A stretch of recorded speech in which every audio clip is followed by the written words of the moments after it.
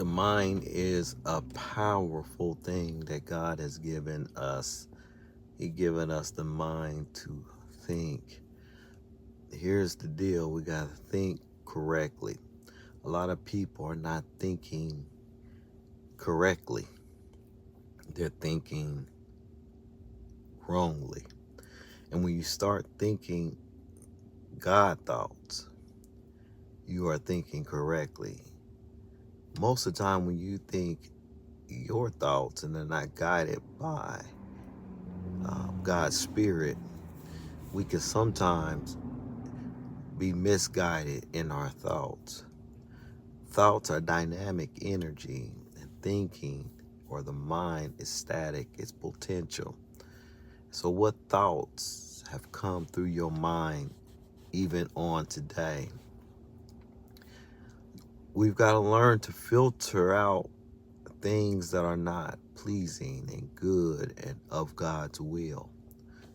We got to learn to validate what the Word of God says and think on those things, whatsoever lovely, true, right, and pure.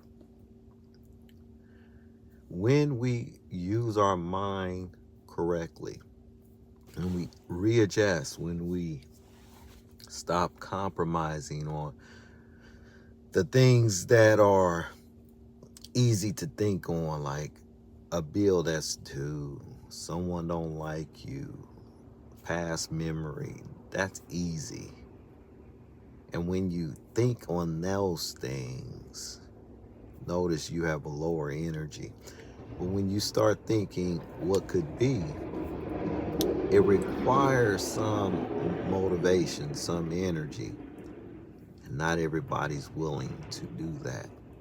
That's why it's easy to do and it's easy not to do. So since you're a free will agent, you get to decide.